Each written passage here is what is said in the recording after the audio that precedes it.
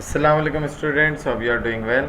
Accounting circle के channel के ऊपर खुश आमदीद। स्टूडेंट, जैसा कि आपको मालूम है कि हमारा अकाउंटिंग फॉर मटेरियल लॉसेस का चैप्टर चल रहा था, जो कि बीकॉम पार्ट 2 कॉस्ट अकाउंटिंग का मोस्ट इम्पॉर्टेंट चैप्टर है और इसका सवाल तकरीबन हर साल आपके पेपर में आता है।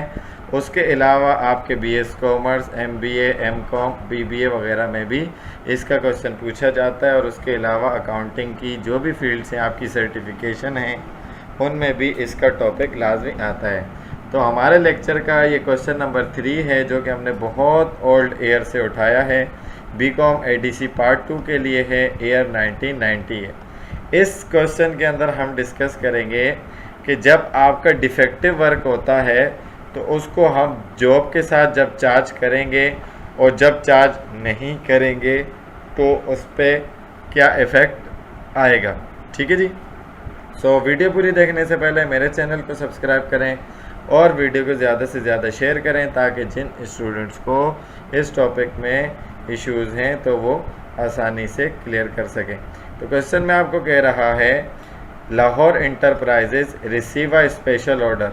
ठीक है, उनको एक स्पेशल ऑर्डर मिला for the manufacture of 500 unit of their product Y. उनकी एक प्रोडक्ट है जिसका नाम उन्होंने दिया प्रोडक्ट वाई, उसके फ्रॉम एफ कंपनी। ठीक है, तो एफ कंपनी आपकी कस्टमर हुई। ठीक है जी, इस केस में, और लाहौर इंटरप्राइजेज जो है वो सप्लायर हुआ उसका, यानी कि सेलर हुआ। The following cost are incurred for filling the order. आपका ऑर्डर पूरा करने के लिए ये कॉस्ट जो है वो इनकर्ड की गई। डायरेक्ट मटेरियल जो है उन 500 यूनिट के ऊपर टोटल 25,000 का इनकर्ड हुआ और डायरेक्ट लेबर 50,000 की इनकर्ड हुई। नीचे कह रहे हैं factory overhead were applied at the rate of 50% of direct labour, कि जो फैक्ट्री ओवरहेड है FOH है वो 50% डायरेक्ट लेबर का अप्लाई किया जाएगा। और ये चीज़ आप जॉब ऑर्डर कॉस्टिंग में पढ़कर भी आते हैं, तो ये 50% आपने डायरेक्ट लेबर का लगाना है। कह रहे हैं additional cost incurred for reworking on 50 units found defective before dispatch were as under. यानी कि आपने 500 यूनिट बनाए और उसको डिस्पैच करने से पहले जब आपने उसको एक बार चेक किया कि भाई सारे यूनिट सही हैं या नहीं, तो आपने देखा कि आपको उस पूरी लॉट के अंदर 50 यूनिट जो है ना वो डिफेक्टिव मिले। तो अब वो डिफेक्टिव थे, उसके ऊपर आपने जो दोबारा रीवर्क किया ना, तो उसके ऊपर जाहिर सी बात है उसको ठीक करने के लिए मज़ीद मटेरियल लेबर लगाना पड़ेगा। तो डायरेक्ट मटेरियल आपने लगाया है उस पर 2000 का और डायरेक्ट लेबर 2000 की लगाई है। तो इसका मतलब FOH का नहीं लिखा, तो यही ऊपर वाला कॉन्सेप्ट यूज़ करेंगे कि डायरेक्ट लेबर का 50% ही अप्लाई किया जाएगा इन रीवर्किंग यूनिट्स के ऊपर। तो रिक्वायर्ड में आपको कहा जा रहा है कि prepare journal entries to record completion of the special order. ये जो आपको स्पेशल ऑर्डर मिला है उसकी कंप्लीशन की एंट्रीज आपने बनानी है, वो भी 2 केसेस में, कि job is charge with the cost of defective work, कि जो भी आपका ये स्पेशल ऑर्डर है वो आपने डिफेक्टिव वर्क के साथ ही चार्ज कर दी, और जॉब इज़ नॉट चार्ज, और जॉब आपने डिफेक्टिव वर्क के साथ चार्ज नहीं की, तो आपने इन दोनों केसेस में एंट्रीज बनानी है। और आपको कह रहे calculate per unit cost also in both cases.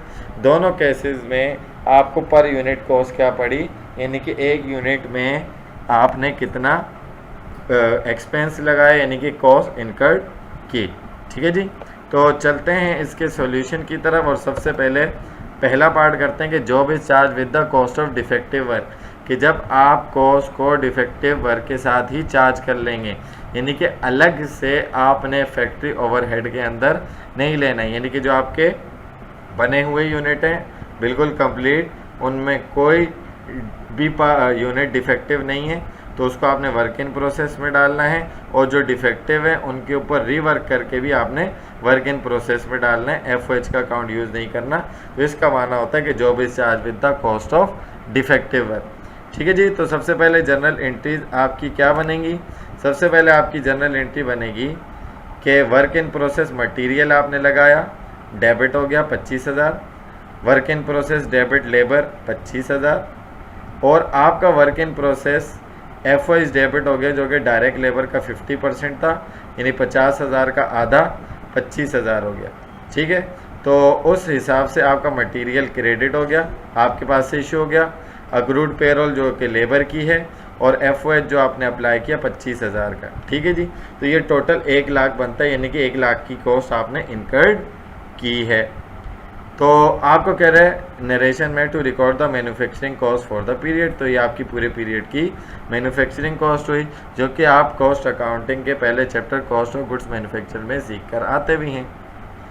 तो उसके बाद सेकंड एंट्री किसकी बनेगी, जो कि आपने 50 रीवर्किंग की यूनिट्स के ऊपर जो डिफेक्टिव थे, तो आपने मटेरियल मज़ीद इशू किया तो क्रेडिट, तो वर्क इन प्रोसेस डेबिट 2000 से, और लेबर को आपने पे किए 2000 तो अक्रूड पेरोल विद क्रेडिट, और डायरेक्ट लेबर जो आपकी है वर्क इन प्रोसेस से वो डेबिट हो गई 2000 से। उसके बाद आपका वर्क इन प्रोसेस FOH आएगा 2000 का 50% जो कि आधा 1000 बनेगा, तो FOH अप्लाइड भी मज़ीद क्रेडिट हो जाएगा, यानी कि टोटल 5000 रुपये की कॉस्ट मज़ीद आपने इनकर्ड की है। To record the additional cost charge to defective work से आपने नरेशन बना देनी है।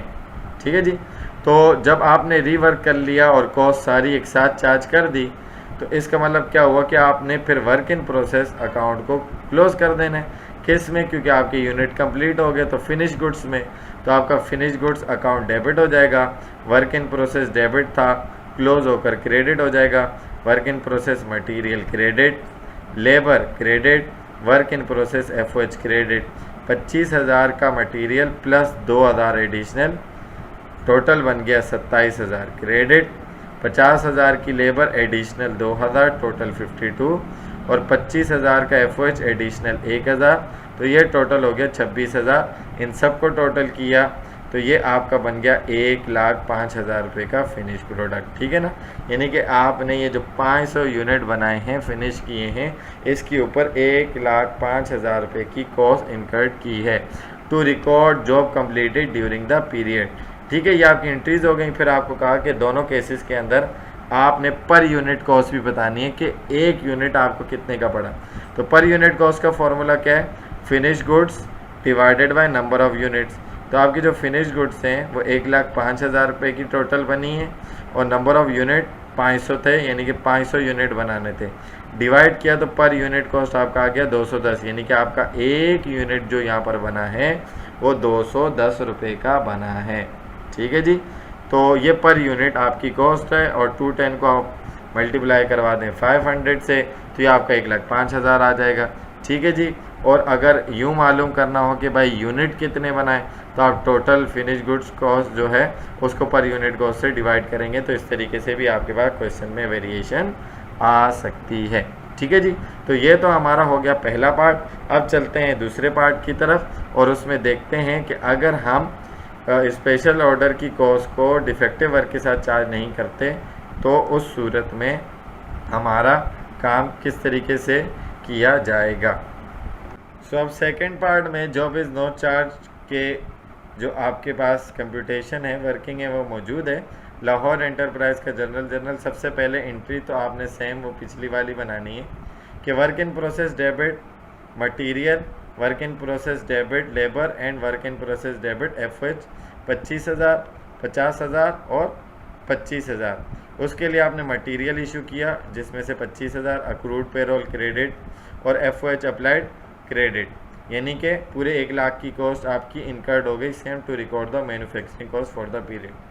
अब ये 500 यूनिट के ऊपर जो 1 लाख की कॉस्ट लगाई, उसमें से 50 यूनिट आपके क्या हो गए थे, डिफेक्टिव हो गए थे। तो अब आपने इस केस में क्या कहा कि हम इसकी कॉस्ट को टोटल कॉस्ट के अंदर चार्ज नहीं करेंगे, इसको हमने अलग से रिकॉर्ड करना है। तो उसके ऊपर मज़ीद एडिशनल एक्सपेंडिचर किया है फैक्ट्री ओवरहेड में, उसको फिर हम चार्ज करेंगे अगर हमने उसको डिफेक्टिव वर्क के साथ नहीं करना है। तो मज़ीद आपने मटेरियल इशू किया 2000 का credit, accrued payroll credit, FOH applied 1000 का मज़ीद लगाया सेम वैल्यू, लेकिन यहाँ पर फैक्ट्री ओवरहेड में ये पूरा 5000 का एक्सपेंडिचर चला जाएगा, यानी कि मैन्युफैक्चरिंग कॉस्ट का पार्ट नहीं बनेगा। To record the additional cost charge to defective work में आपने ये एडिशनल कॉस्ट चार्ज कर दी। तो इसका मतलब क्या हुआ कि अब जब आपकी फिनिश गुड्स की एंट्री बनेगी तो ये आपकी जो पहले एंट्री बनी थी इसी की क्लोजिंग होगी कि work in process material credit, work in process labour 50,000 से credit, work in process FOH 25,000 से credit, to record job completed during the period आपने कंप्लीट की है। टोटल मिलाकर ये आपकी जॉब जो कंप्लीट हुई है वो 1 लाख की हुई है, जो कि आपने कंप्लीट यूनिट्स बनाए हैं, जो कि आपके ऊपर जो इसके ऊपर जो आपका एक्सपेंडिचर हुआ है।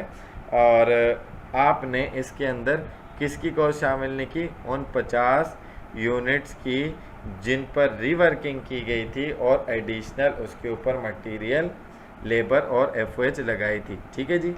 तो अब इस सूरत में जब आप पर यूनिट कॉस्ट निकालेंगे तो फॉर्मूला तो सेम होगा, finish goods divided by number of units.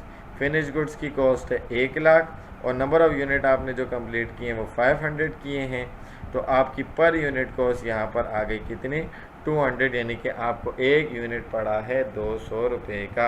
यानी कि अगर आपने वहाँ पीछे मैं आपको दोबारा दिखा देता हूँ कि अगर आपने पर यूनिट कॉस्ट निकालते हुए या आपके पास इस वाले केस में जब आपने जॉब को चार्ज किया था कॉस्ट ऑफ डिफेक्टिव वर्क के साथ, तो उसमें आपके पास 10 रुपये की कॉस्ट ज़्यादा आ रही थी, और जब यहाँ पर आपने चार्ज नहीं किया तो 10 रुपये से कम आ रही थी, यानी कि वहाँ 210 और यहाँ पर आपकी जो कॉस्ट है वो 200 रुपये की आ रही है। ठीक है जी।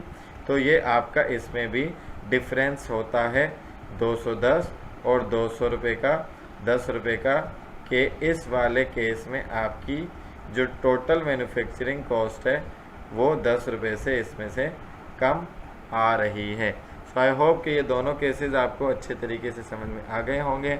अगर इसमें आपको किसी भी किस्म का कोई डाउट होता है या क्यूरी होती है तो आप कमेंट सेक्शन में क्वेश्चन करके पूछ सकते हैं।